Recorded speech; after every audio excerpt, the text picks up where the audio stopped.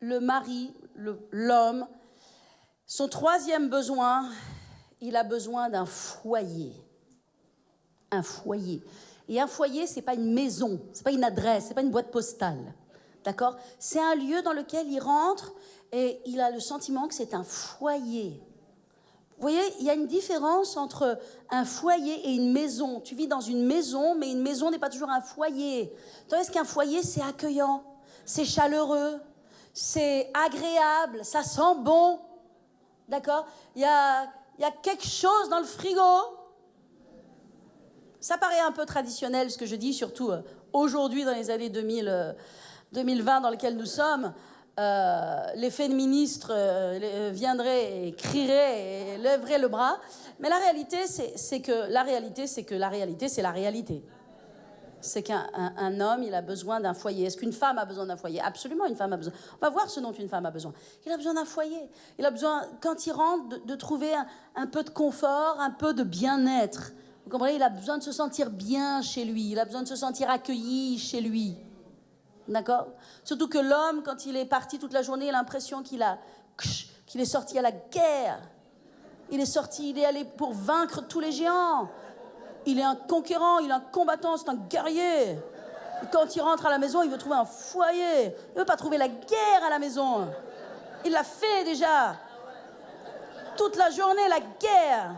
Pour avoir ce contrat, pour décrocher ce truc.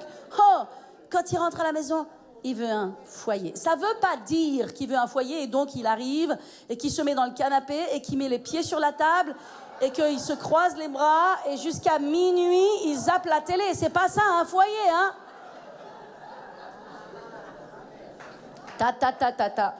C'est pas ça. Mais en tout cas, il a besoin de trouver quelque chose qui soit accueillant, un nid, pas un lieu de conflit, pas un lieu de reproche, pas un lieu de guerre, un nid où il y a de la gentillesse, de la tendresse. Et le quatrième besoin de l'homme, il a besoin de trouver dans sa femme une amie. Les hommes, ils aiment le fun. Ils aiment les choses drôles dans la vie, d'accord ? Et ils ont besoin d'avoir une partenaire qui soit fun, dans lequel ils aiment sortir ensemble, ils aiment faire des trucs ensemble. Et donc, il a besoin d'avoir une amie, quelqu'un de fun, quelqu'un qui va entrer dans son monde et qui va aussi partager son monde et partager peut-être son sport ou partager des activités ensemble. Avoir quelqu'un qui n'est pas juste casanier, qui n'est pas juste enfermé dans la maison ou à payer les factures. Quelqu'un de fun. Voilà. Grosso modo, l'homme, il a besoin de ça. Quand il a ça, il va bien. Amen. Est-ce que les hommes sont d'accord avec ça ? Ah, merci. Bon, je vais refaire la tentative. Est-ce que les hommes sont d'accord avec ces 4 points ? Ça vous parle, les hommes ? Vous voulez un foyer ? Vous voulez une épouse qui soit une épouse ? Vous voulez de l'honneur et du respect ? Ok, super. Amen. Bien, les besoins de la femme, et puis on aura terminé. C'est que le temps passe incroyablement vite quand on parle du mariage. Les besoins de la femme. Le premier besoin de la femme, c'est la sécurité. Quand je parle des besoins des hommes, c'est vrai que les hommes ont besoin de se connaître eux-mêmes, c'est important. Mais je parle des besoins des hommes pour que les femmes soient attentives. C'est pas juste pour que les hommes se connaissent mieux seulement. C'est sûr, je parle des besoins des hommes pour les femmes. Et maintenant, quand je parle des besoins des femmes, je parle pas des besoins de femmes que pour les femmes. Je parle maintenant aux hommes. Vous comprenez ? J'explique les besoins de la femme pour les hommes, de sorte que les hommes comprennent cette personne, parfois étrange, que Dieu a mis dans sa vie. Parce que je vais vous dire une chose, les hommes, parfois, ils ont du mal à comprendre leur femme.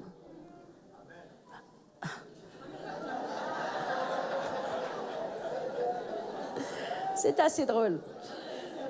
Ils ont du mal à comprendre leur femme et ils ont besoin d'avoir l'aide de Dieu et l'aide du Saint-Esprit. Alors déjà, s'ils comprennent Les 4 besoins essentiels, principaux de la femme, globalement, généralement, n'oubliez pas que c'est une généralité, donc il peut y avoir des exceptions, ok?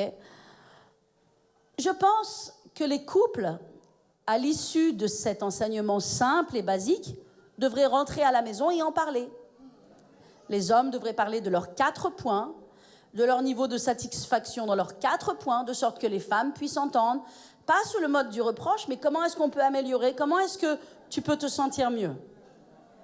Et la même chose, les femmes et les hommes peuvent parler ensemble des 4 points concernant la femme et voir, et les hommes et les maris, voir comment aussi ils peuvent, à quoi ils peuvent travailler. Amen. Alors, le besoin premier de la femme, c'est la sécurité. La femme a besoin d'être sécurisée. C'est son premier besoin. Aujourd'hui, dans la société actuelle, les choses changent parce que les femmes s'assument beaucoup. Et les femmes, parfois, certaines femmes, elles recherchent plus la sécurité de leur mari. C'est embêtant parce que le mari, il a besoin de donner de la sécurité. Il a besoin d'être pourvoyeur en cela.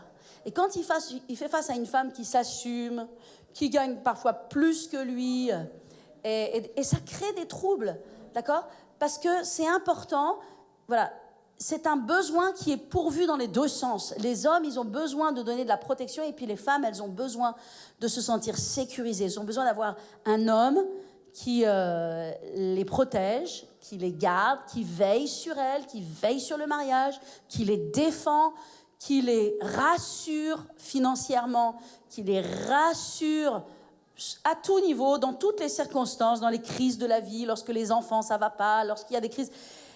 Parfois, vous savez, une parole d'un homme, moi je me souviens, une parole de mon mari suffisait pour calmer une tempête. Il y avait des choses, c'était une tempête, c'était « Oh mon Dieu, comment on va faire? Mais cette nouvelle est catastrophique, mais c'est terrible. » Ah non, mais Dieu va s'en occuper. Ou, enfin, je ne sais pas quelle était la phrase, mais la phrase qui faisait « Ah, d'accord, ah oui, d'accord, ok. » Ramener de la sécurité. Et les hommes, c'est leur appel, c'est ce qu'ils sont appelés à faire. C'est pour ça que les hommes ont besoin d'être spirituels.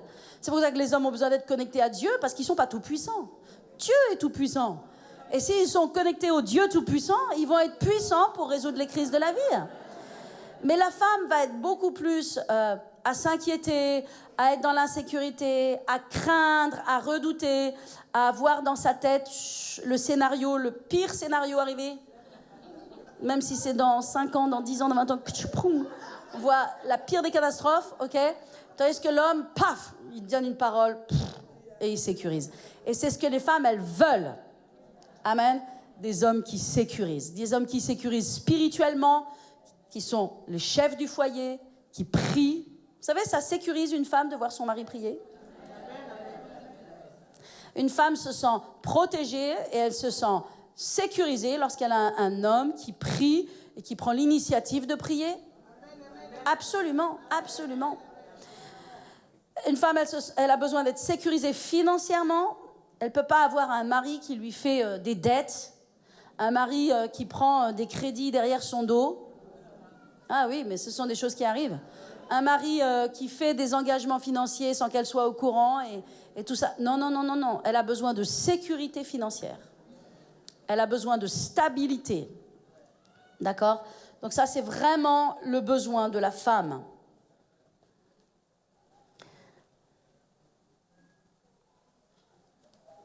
N'oubliez pas. OK. Deuxièmement, je saute plusieurs choses. OK. Deuxièmement, le besoin de la femme. Premièrement, c'est quoi? D'accord. Deuxièmement, la femme, elle a besoin d'affection. Elle n'est pas sur le terrain de la sexualité. Premièrement, on va dire. On ne peut pas dire que la femme n'est pas sexuelle, c'est faux. Elle l'est. Mais elle a besoin premièrement d'affection non sexuelle, d'attention, de gestes, de mots, de paroles. C'est un besoin, d'accord? Plus elle reçoit d'affection, de gestes, de gentillesse, donc plus le mari pourvoit à ce besoin, les maris, souvent, font totalement l'impasse sur ça. Pour eux, ils vont droit au but. Ne perdons pas de temps, ok? Demain, il y a travail. Que tu poum. On n'a pas parlé de la journée, pas un mot, pas un hug, ok? Et c'est juste un monde à part entre le mari et la femme. Le mari qui pense hop hop, et la femme qui dit non mais tu m'as pas parlé, tu m'as pas embrassé, tu m'as pas remercié, tu m'as pas raconté un mot de ta journée, et puis il faudrait que hop je sois à disposition. Ben c'est pas possible pour elle. Vous comprenez? C'est pas possible pour elle. Elle peut pas fonctionner comme ça. Elle peut fonctionner comme son mari si elle reçoit de l'affection, si elle reçoit de l'attention, si elle reçoit des mots, des paroles, de la communication. Vous comprenez? C'est ce dont elle a besoin. C'est le besoin profond d'une femme. Une femme, attention les hommes, ne veut pas être un objet. Parce qu'elles sont suffisamment des objets dans ce monde. La femme est un objet sexuel dans ce monde. On la prend, on la met sur une voiture à moitié dénudée, on vend les voitures. On vend même du yaourt avec une femme dénudée, ok? On vend tout et n'importe quoi. La femme est un objet sexuel du matin, le jour où elle se lève, le soir où elle se couche. Elle est continuellement avec des mots dans le métro, des attitudes dans le bus. Et elle est continuellement confrontée au fait qu'elle est ramenée au fait qu'elle est un objet sexuel. Les maris doivent être très conscients de cela. Donc, une femme, elle peut pas fonctionner si elle sent que pour son mari, elle n'est qu'un objet sexuel. C'est-à-dire, pas de mots, pas de gentillesse, rien, et paf, on va au lit. C'est pas possible. Parce que ça la ramène, ça la réduit à un objet sexuel. Et elle ne peut pas se réduire à un objet sexuel parce qu'elle n'est pas un objet sexuel. C'est important ce que je vous dis, non? Donc c'est pour ça que si les maris ne pourvoient pas à son besoin d'affection, d'attention, de gestes, de paroles, de communication, franchement, ça va être difficile pour la suite, hein. Mais plus elle va recevoir d'affection et d'attention, donc plus son besoin va être pourvu, plus facilement elle va pourvoir aux besoins de son mari, qui est un besoin sexuel. Donc plus son besoin d'affection est pourvu, plus le besoin sexuel du mari va être pourvu. Est-ce que vous avez compris ce que je voulais dire?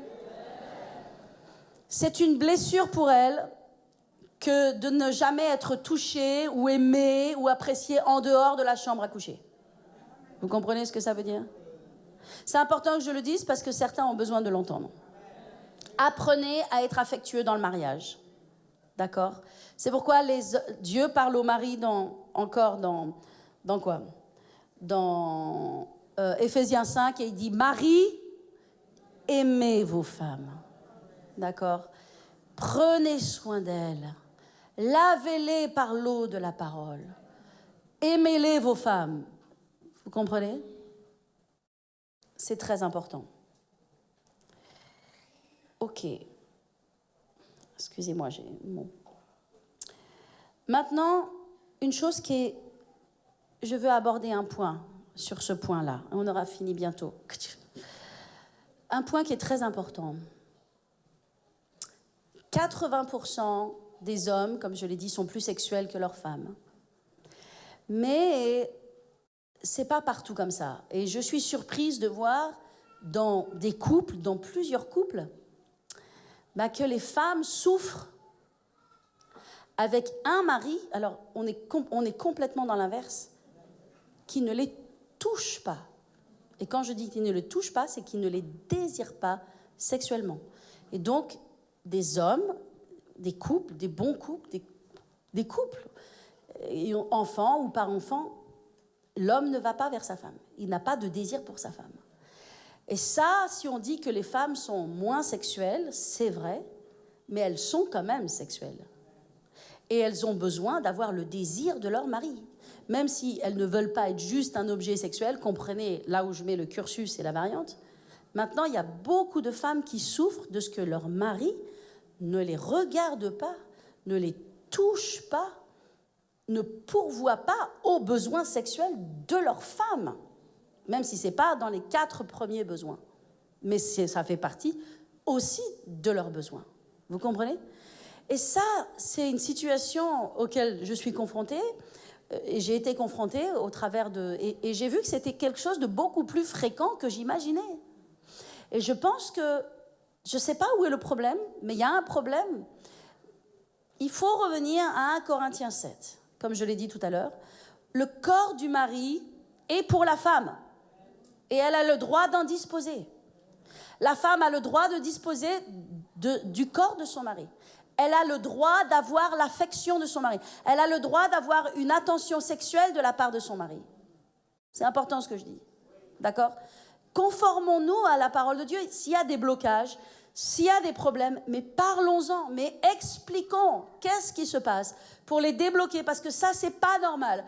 Parce que je vois et je me retrouve avec des femmes qui sont parfois des jeunes femmes, des très belles femmes, des jeunes femmes totalement délaissées et abandonnées dans leur cœur, qui ne se sentent pas aimées par leur mari.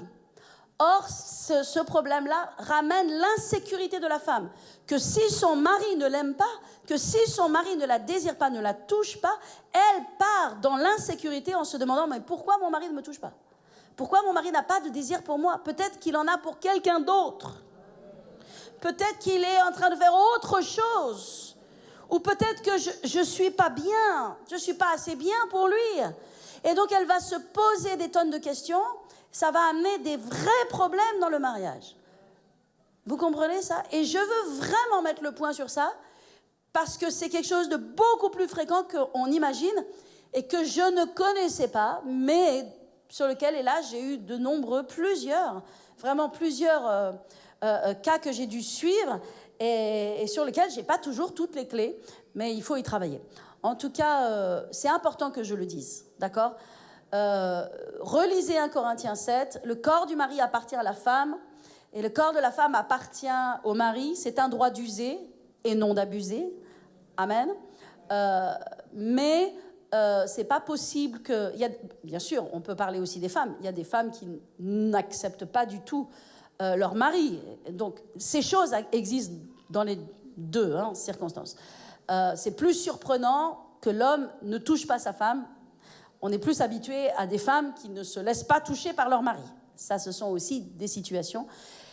C'est un problème. C'est un problème parce que ces choses-là doivent être pourvues simplement et librement et avec beaucoup d'amour dans le cadre du mariage. Amen. Or, il y a quand même des troubles dans ce domaine-là qui est un des besoins les plus importants du mariage. J'aimerais rappeler que la relation sexuelle entre un homme et une femme lie un homme et une femme. C'est ce qui lie un homme et une femme. Amen. Dans l'Ancien Testament, il n'y avait pas les mariages et la grande robe blanche et puis le traiteur, etc. Ils allaient sous la tente et ils étaient mariés. Vous comprenez? La relation sexuelle les liait ensemble. Donc la relation sexuelle est ce qui lie un homme à une femme et une femme à un homme. Quand il n'y a pas de relation sexuelle, okay, lorsque l'un se retient, se réserve, ne se donne pas à l'autre et l'autre ne se donne pas à l'un, okay, qu'il y ait des problèmes, qu'on les règle. Okay. Je ne suis pas en train de parler des couples dans lesquels il y a de l'alcool, je ne suis pas en train de parler des couples dans lesquels il y a de la violence. D'accord? Ça, ce sont des problèmes de couple qui sont, qui sont supérieurs, qui sont, dans lesquels je suis en train de parler de couples dans des couples à peu près normaux ou fonctionnels, dans lesquels il y a quand même des problèmes, d'accord? Quand il y a des problèmes de violence, quand il y a des problèmes d'alcool, quand il y a des problèmes... c'est encore autre chose, d'accord? Il y a des choses sur lesquelles on a besoin de régler des problèmes. Mais normalement, dans les couples, quand il y a ce genre de situation où le couple se réserve l'un et l'autre, c'est dangereux, c'est dangereux. Est-ce que vous comprenez ce que je veux dire? Ces besoins doivent être pourvus dans le cadre du mariage. Amen. OK. Le troisième besoin de la femme, c'est un besoin de communication. Alors, c'est là qu'on voit que l'homme et la femme sont très différents, parce que la plupart des hommes, beaucoup d'hommes, n'ont pas envie de communiquer. Comment ça va? Ça va. Comment était ta journée? Bien. Tout s'est bien passé au travail? Super. OK, c'est ça la communication. Nous, ce qu'on attend, c'est comment ça va? Oh, ça va. bah, tu sais, ouais, oh là là, j'ai un problème avec mon patron, hein, parce que je passe par cette situation et tu as besoin de prière, mon chéri. Oh, t'es d'accord, ok, on va prier. Et ah oui, donc, les femmes, elles ont besoin d'un homme qui communique, qui parle, qui raconte quelque chose. Et la plupart des hommes, dans leur nature, alors c'est, la communication, c'est, ça va, tout va bien. Amen, alléluia, c'est ça la communication. Les femmes ont besoin de communication. Elles ont besoin qu'on leur parle. Vous comprenez? Après, ça aussi, c'est encore une généralité. Moi, j'avais la chance d'avoir mon mari qui était un grand communicateur. Il n'y a pas une chose qu'il ne me disait pas. Et parfois, il me disait tellement de choses que je ne demandais même pas. Il me disait même le prix du ticket, du truc au centime près qu'il avait acheté. 11,07 €. Ah, d'accord. OK. Waouh. Il me disait tout. Mon mari me disait tout. Il me disait tout de son cœur, tout de ce qu'il pensait. Et il me disait cela parce qu'il n'avait pas de crainte aussi. Parce que dans la communication, on se blesse. OK? Parfois, le mari n'arrive plus à communiquer ou ne sait pas trop communiquer parce qu'il a peur qu'en communiquant, il se prenne des flèches en retour.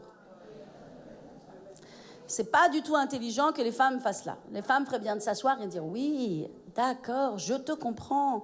Ok, j'en prends... Ah !»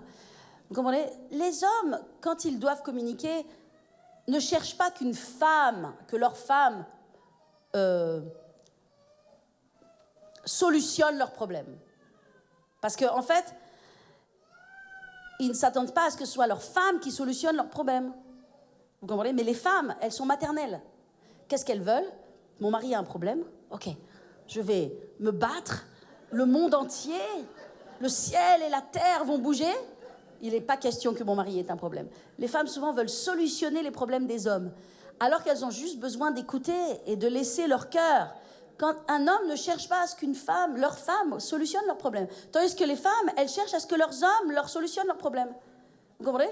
Quand j'allais vers mon mari par rapport à une situation, sa parole avait de la valeur. Quand il me disait quelque chose, il me donnait une solution, il me donnait une clé. Et c'est ça que j'appréciais, d'accord? Mais quand mon mari me parlait, je le laissais parler. Il parlait, je le laissais parler. Donc il n'avait aucune peur de me parler, parce qu'il était en sécurité totale. Il me disait tout ce qu'il faisait de bien, tout ce qu'il n'avait pas fait de bien, qu'il s'était pris un trottoir, qu'il avait encore crevé son pneu, qu'il a fait toutes les petites bêtises qu'il avait pu faire, dadada. Mais vous savez, il y a des femmes, leur mari dit « Oh, j'ai fait ça, j'ai fait ça. Ah oui, t'as fait ça encore, hein. Oh là là, tu peux pas faire attention. Bah. » Alors qu'est-ce qu'il va pas dire deux fois, hein? Il va dire « Ouh, j'ai crevé le pneu, là, c'est pas grave, hein. Je vais même pas le dire. » Vous comprenez? Non, c'est rien, c'est rien. Les maris, lorsqu'ils parlent, ne sont pas censés se faire disputer. Vous comprenez? Ils ont besoin d'ouvrir leur cœur. Et mon mari, quand il me parlait, il me disait tout. Pourquoi il me disait tout? Parce qu'en face de lui, il ne trouvait pas un censeur. Il ne trouvait pas un professeur, un proviseur. Qui va dire, ah bon? Oh, dis donc. Oh, bah alors là, hein. Vous comprenez? Il trouvait quelqu'un qui faisait, ah d'accord, ah oui, waouh. C'est tout. Je ne cherchais même pas à solutionner ses problèmes. Il est suffisamment grand pour solutionner ses problèmes. S'il a besoin de moi, ok? S'il n'a pas besoin, il n'a pas besoin de moi. La communication pour la femme, c'est très important. Les femmes ont besoin de communiquer. Elles ont besoin que vous ouvriez la bouche, vous les hommes, sans peur, mais que vous parliez. Parlez les choses qu'il y a dans votre cœur, parlez les choses de votre journée, parlez les choses, vos projets, vos rêves, l'avenir, la vision de notre mariage. Parlez. Ça, c'est un effort que doivent faire les hommes. Si les femmes ont besoin de faire un effort pour la sexualité, les hommes ont besoin de faire un effort pour la communication. OK. 4e besoin dont les femmes ont besoin. Et on aura terminé. Bon. J'ai pris tout le temps. J'aurais pu interrompre, mais j'ai dit on va quand même jusqu'au bout. OK. Le 4e besoin des femmes, vous voulez le savoir? Les femmes, elles ont besoin elles n'ont pas besoin d'honneur et de respect. C'est pas ce qu'elles cherchent. Elles ont besoin d'appréciation et de reconnaissance. Appréciation et reconnaissance. le nombre de femmes qui se décarcassent, vous comprenez?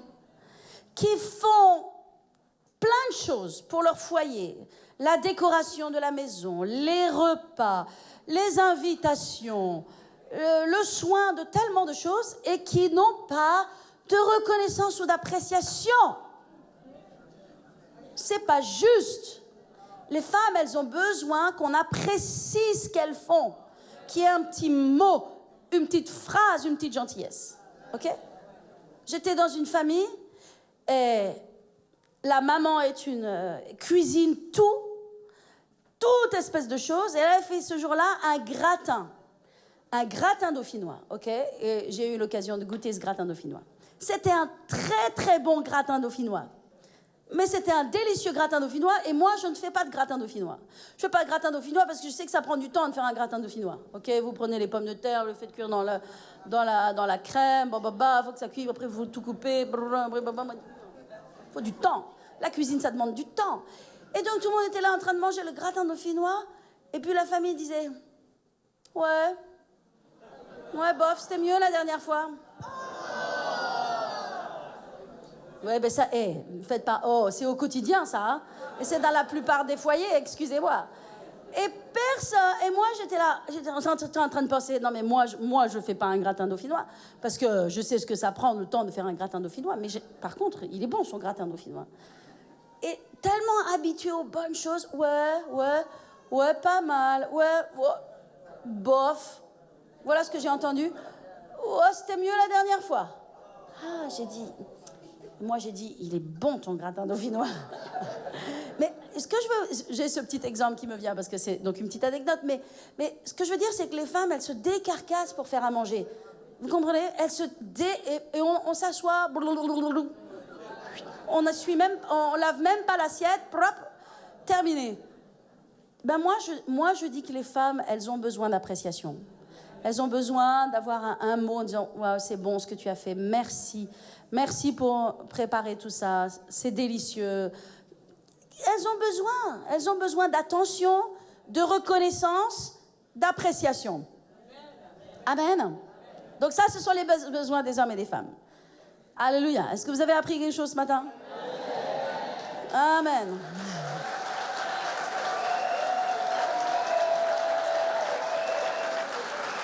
Je me bats pour vous. Je me bats pour vos foyers. Je me bats pour vos maisons. Je me bats pour vos mariages. Alléluia. Plus de bonheur, plus de joie, plus d'appréciation. Dans le nom de Jésus. Amen. Alléluia. Amen, amen, amen. On verra ce qu'on enseignera la prochaine fois. La prochaine fois, normalement, sera donc la dernière session qui va nous permettre de clôturer ces 4 semaines quand même où on enseigne sur le mariage. Mais je prie que ça porte de bons fruits chez vous dans le nom de Jésus. Et la prochaine fois, bien sûr, on priera, on prendra le temps pour prier, mais il faudra que je commence plus tôt parce que ça demande du temps de prêcher sur le mariage. Amen. Amen. Travaillez à vos mariages, les amis. Travaillez à votre affection, à votre relation, à votre intimité, à tout ce qui vous lie dans le nom de Jésus. Amen. Merci Seigneur. Père, je prie dans le nom de Jésus que tous les mariages soient bénis, Seigneur, et que tout ce qui est en désordre dans les mariages soit corrigé dans le nom de Jésus. Que les besoins de l'homme et de la femme, du mari et de l'épouse soient pourvus. Que le mari pourvoie aux besoins de sa femme et que la femme pourvoie aux besoins de son mari. Et qu'il y ait de la paix et de la force dans les foyers. Et que les foyers soient protégés et qu'aucune porte soit ouverte à l'ennemi. Au nom puissant de Jésus. Amen.